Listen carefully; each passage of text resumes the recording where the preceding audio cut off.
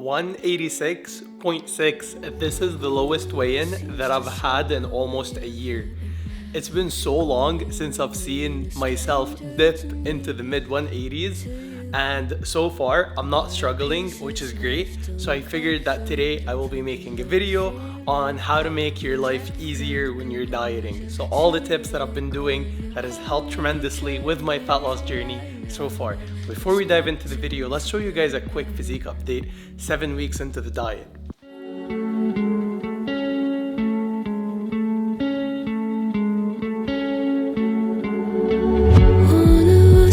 To circle the other, as you go you remain a stranger to me, to you, but our pieces left uncovered. I'm thinking about 4-leaf clovers. I've got composure, silver coin. You hold me, turn me over right now, but expect to forget about it.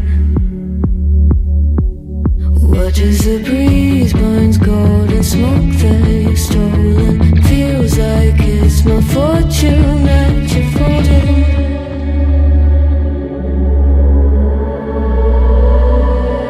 I'm swimming with the sharks.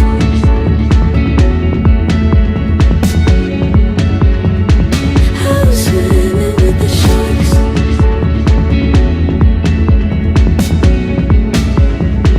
I can't tell you apart from them. You can't tell either.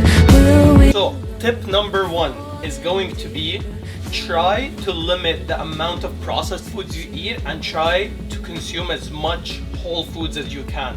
So this diet, I've been consuming mainly whole foods, and it's because I listened to this podcast by Dr. Andrew Huberman. He was talking about the importance of whole foods, and basically I don't want to bore you with the science and details. I'll link his podcast down below if you guys want to know a little bit more details. He basically was talking about this thing in your gut, and it's called a CCK.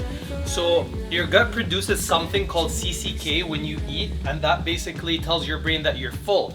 Now processed foods have something that keeps them longer in your fridge, like preservatives and stuff, and has something known as emulsifiers. Now emulsifiers, when they go into your gut, after a while of consuming processed foods, they start interfering with the CCK signal production. So that's why when you eat stuff like chocolates and a lot of chips, you always feel like you can eat more.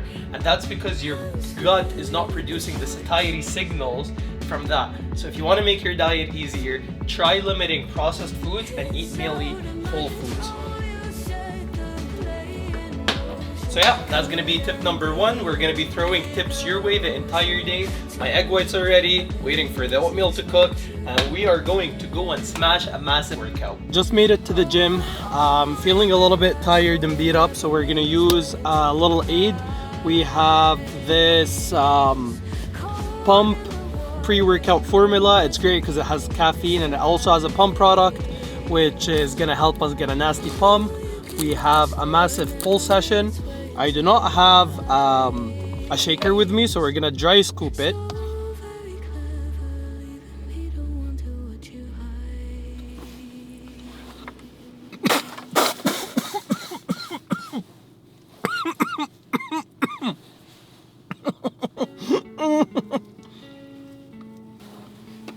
And that is why you should not dry scoop your pre-workout. Oh my god, that could have went really bad, guys.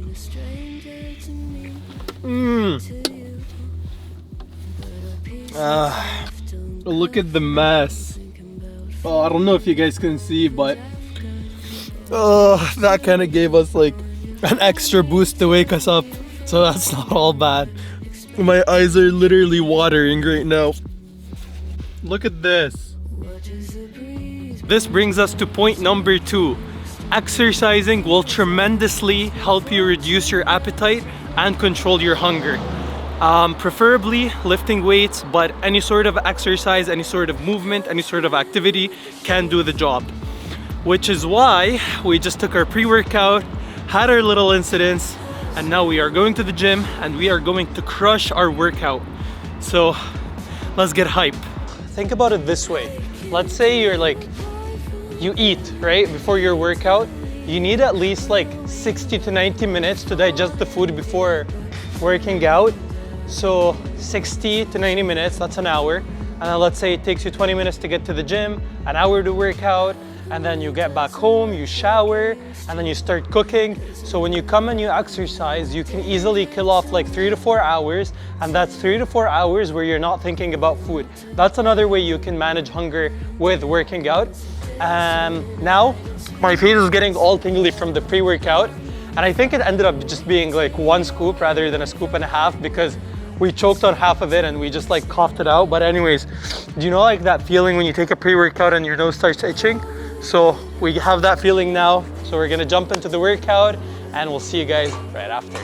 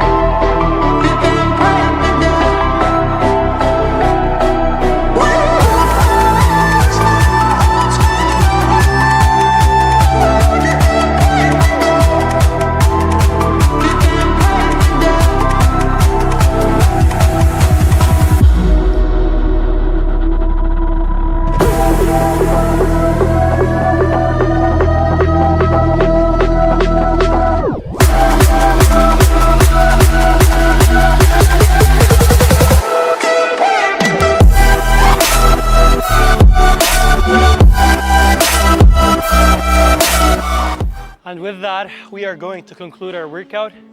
Not gonna lie, felt a little bit tired, and but I got myself through the traps, biceps, rear delts. After I finished the lat pullovers, I just felt out of it, but I just got myself, I was like, okay, just get through one set at a time.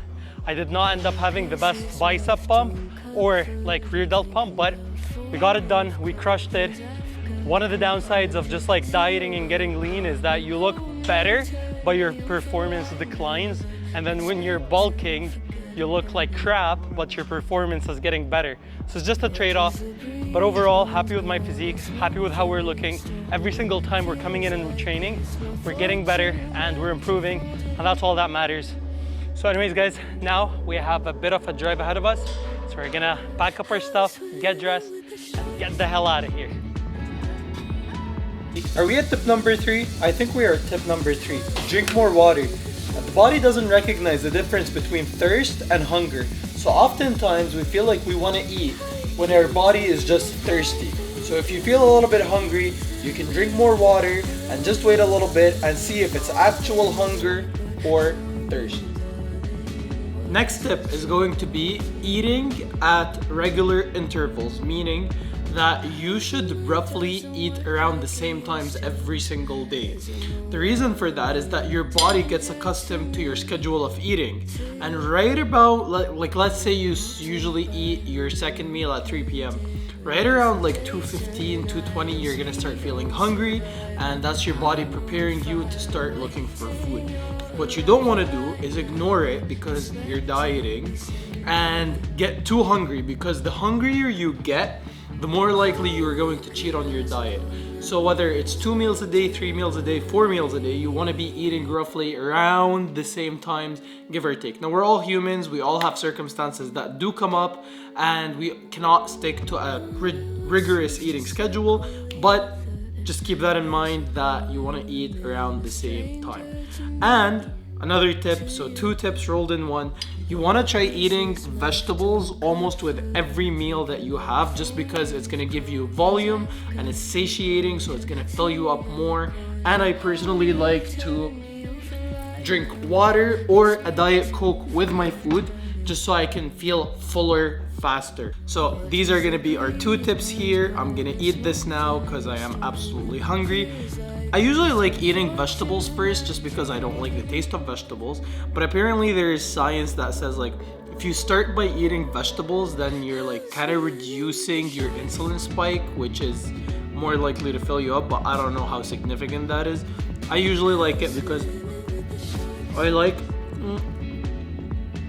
the best tasting thing to be the last thing I eat, and that is usually chicken and rice.